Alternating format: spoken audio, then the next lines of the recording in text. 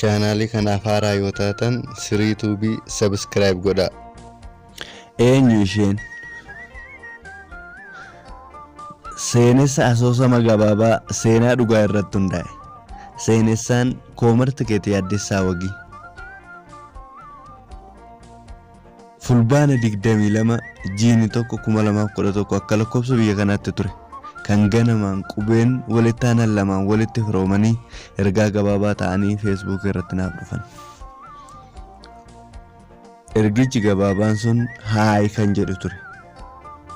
Nama naaf barreessa adda baasuuf profaayilii yoon sakatta'u female jedha.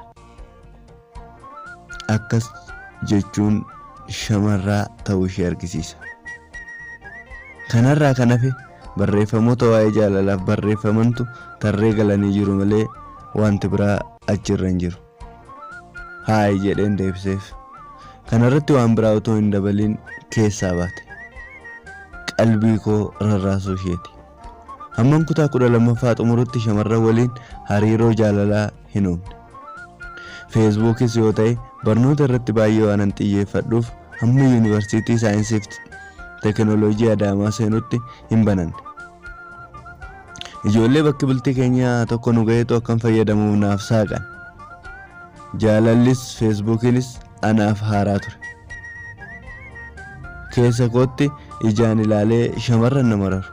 Garuu afaanii baasee gaaffii jaalalaa dhiyeessuun du'a caalanatti ulfaata. Akka yuunivarsiitii seenneen amma torban lama barnoonni utuu hin jalqabin ture. Torban lama keessatti lafti bariinaan Feesbuukii yaabbadha. Kanan dura saalfadhu amma Feesbuukiidhaan daadheen gaaffii jaalalaa dhiyeesseef. Mucayyoo ishee Feesbuukii irratti haayinaan jette sanaaf. Mucayyoon ani akkan jaalladhe itti himes paarlaamaan sammuu ishee harka miseensota guutuun mormii tokko malee jaalala koo akka fudhate naaf himte. Kana booda ture kaafeettis utuu nyaata nyaadhus Feesbuukii fayyadamu kanan cimse. Jaalalli na qabe. Sirriitti jaalalli na qabe. Mucayyoon na janaa jirtu suura ishee yeroo jalqabaaf yoo naaf ergitu ijaan ammachaa'e. Miidhagduu jechuun hin ibsu. Baay'ee fi baay'ee miidhagdi yoo jedhan wayya. Ilkaan ishee xiqquma hidhii irraa saaqxeetu tokko cabbeen tartikaatu afaan ishee keessatti roobe fakkaata adii. Hunda yoon isinitti hime isinis jaalalaan qabamtu. Haaf. Amala ishee zeeroo irraa kaaftee hanga dhumaatti natti himte. Amalli keenya baay'een akka funyaan harree wal fakkaata. Waan ani jaaladhu jaalatti. Waan ani jibbu jibbiti. Kana yeroon argu mammaaksa Oromoo abbaa manaa fi haadha manaa laga tokko walitti waraaba isa jedhuun dhugaa ta'uusaa mirkaneeffadhe. Hariiroon keenya sumna godhatee galgala FB'dhaan yoo oduu jalqabne hanga halkan keessa isaatii 10-11tti haasofna. Haasofnee hin quufnu. Utuu haasofnuu bilbilli ibsaa yoo fixe chaarjerii itti godheen irratti Feesbuukii fayyadama. Hiriyyaan koo, michuun koo, gorsaan koo akkasumas daandiin ittiin jaalallee koo wal argu yoo jiraate Feesbuukiidha. Akka carraa yoo mucayyoon sun onlaayinii irraa dhabamte nan dhukkubsadha. Amala na dhowwu. Jechoota isheetu buna caalaa araada nama qabsiisu. Kanaaf amala dhabe. Amala na dhowwuu qofaa osoo hin taane erga jaalalli na qabe hirribnis na jibbe. Akka laayyootti nan qabu. Sossobbaa meeqaanan gara bariira. Nyaatas yoo ta'e baay'ee na nyaachisu. Fedhii nyaataa na cufeera. Bahus galus waa'ee dhuma ishee yaada. Takka ilkaan ishee cabbii caalaa addaatuutu ija koo fuuldura dhufa. Takka immoo rifeensa ishee luuccaa sanatu dhufee darba. Qaamni ishee ani dura isinitti himuuf waakkadhe hundumtuu tartiibaan dhufanii yaa'anii darbu.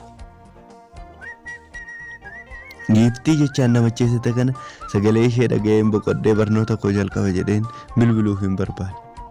Isa booda dammee koo waasi gaafadhu jedheen chaatii irratti barreesseef. Waan barbaade na gaafadhu ani bar kan keeti.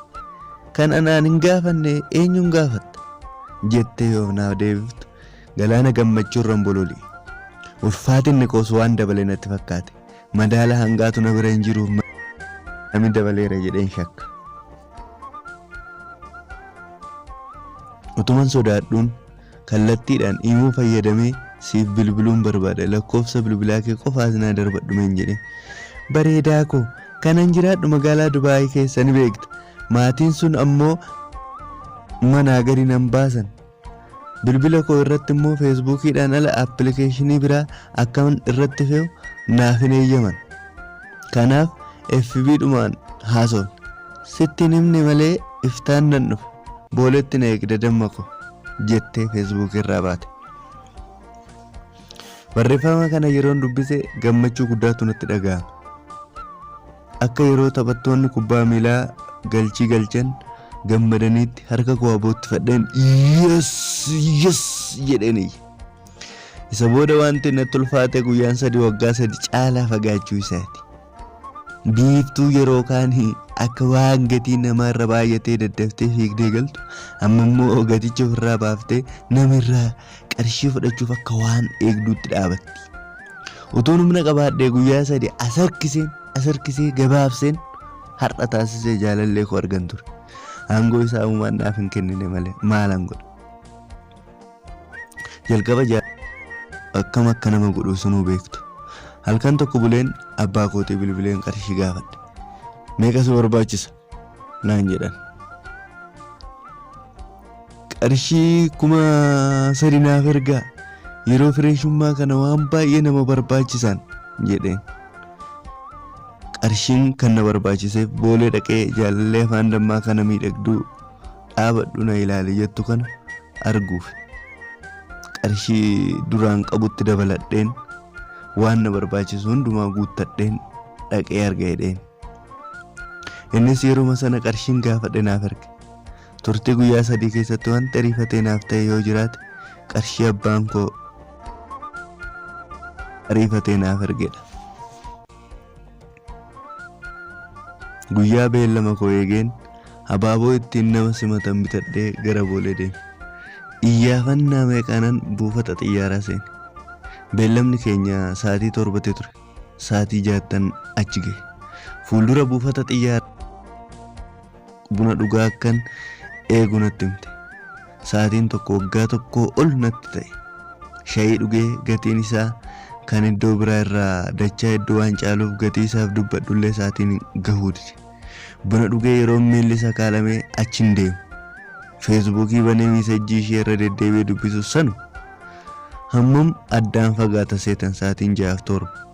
Ija qeensee qilleensa irratti utuun xiyyaara eeguu iji kooyyuu na dhukkube. Utuman taa'uu karaa duubaa harki tokko ija koo haguuge. Hidhiin namatti tolu boqoo koo dhungate. Gammadee harka ishee yoon ofirratti qabu harkichi baay'ee jajjabaata. Qoraan mokkoo isa dur yeroo loon tiksinu guurree galuu waliin ayyaana walaa caalan malee tokko jechuu dandeessa. Miira gaddaatu natti dhaga'ama. Wal'aantoo jireenyaa injifachuuf harki shamarranii hanga kana jabaachuun isaa baay'ee nama gaddisiisa. Sagalee asaasaa kan dhiiraa fakkaatu tokkoon jaalalleen ati barbaacha dhufte kunooti jedhu nagaye. Naasoon koo ulfaatina isaa dabale. Biyya namaatti namaaf ergamuun ishee harka ishee qofaa hin jabeessine. Sagalees furdiseera. Mucayyoon akkas bareeddu maaltu immoo sagalee ishee dhiira fakkeesse jedhee yaadullee gammachuudhaan kaleessa ganama ta'eera. Gammachuun haasuudhaan bulbulame. Harki ija koo irraa fuudhamee jaalallee 7 kan qalbii na goote kana ilaaluuf of qusadhe suuta jedhee ija koo irraa yoon saaqu waan haaraan arge. Xiqquma tokko kanan ija koo irraa saaqeen areedan arge. Mucayyoon feesbuuk irratti isaan fakkaatu areeda baafte jedhee yoon ija koo waddaan saaqu abbaa kooti. Abbaa kootu na qoruuf kana hundaa gochaa ture.